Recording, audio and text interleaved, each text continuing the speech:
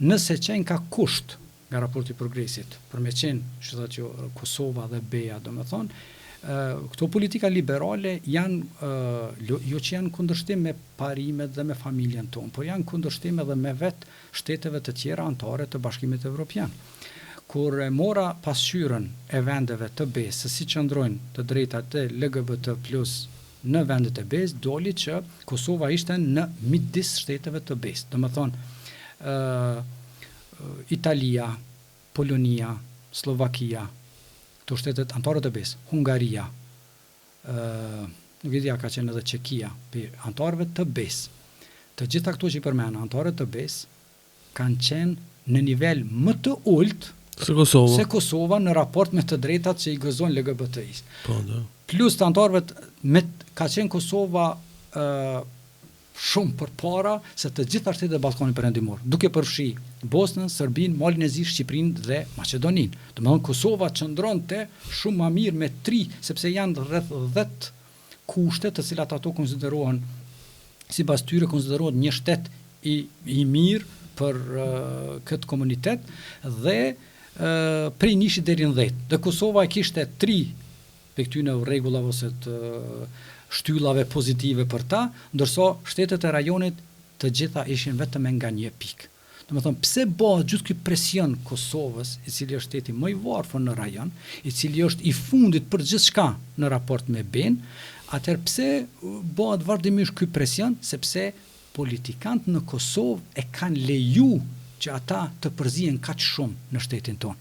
Ata as nuk guxojnë me përmend këtë temë në takimet me Orbanin e Hungarisë, ose me atë të Italisë, ose me atë të Slovakisë, por vinë të ne edhe na godasin me këtë temë, kinse pjesë të drejtave të njerëzit, që nuk është konsideroj që është pjesë të drejtave të njerëzit dhe nuk mund të jetë e tillë. Ndoshta me ndëlidh kjo, domethënë komuniteti LGBT në Serbi ka qenë i maltretuar, i rrahur,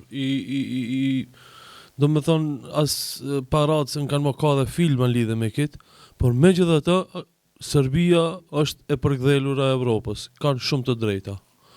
Për viza mos flasim, që 10-20 vjet janë pa viza. Po, du me thonë, Kosova ka shumë web drejt LGBT-s, edhe nuk po kthehet kjo me mirësi nga Evropa. Ndërsa Serbia, po.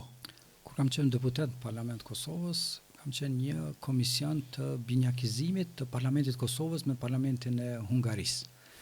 Dhe kishum musafir në delegacionin hungarez, dhe në bisedë si për na thanë ata shumë shoqërisht kështu, po na vjen keq çka keni me hjek me burokracinë e Brukselit.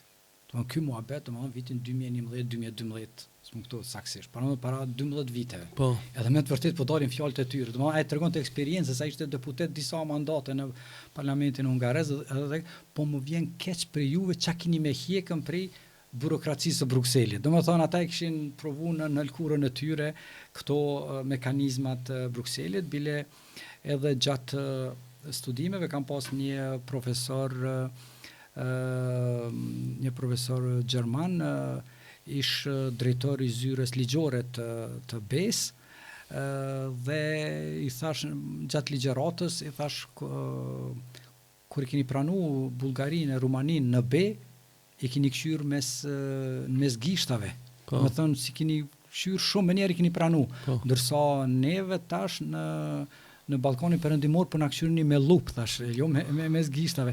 Jo, atëherë s'ka pas kësi rregulla, tash kemi bë do rregulla tjera. Domethënë rregullat i bëni ju, njerëzit janë mi bën rregullat, pse i keni bë, pse po na i vështirësoni hyrjen në BE në këtë mënyrë. Domethënë burokracia e BE-s është e lodhshme, edhe për këtë arsye unë e shoh që kemi pas ende probleme në të ardhmen, por puna jon, angazhimi jon për të qenë pjesë e familjes evropiane, duhet me tregu me punën tonë të cilën me bëjmë në terren, të cilën me bëjmë në Kosovë, në zhvillimin e vendit tonë, dhe patjetër një Evropë, nëse një Kosovë është e suksesshme në diplomaci, është suksesshme në ekonomi, atëherë detyrimisht ata do të kenë interes që Kosova sa më shpejt të jetë pjesë e BE-s.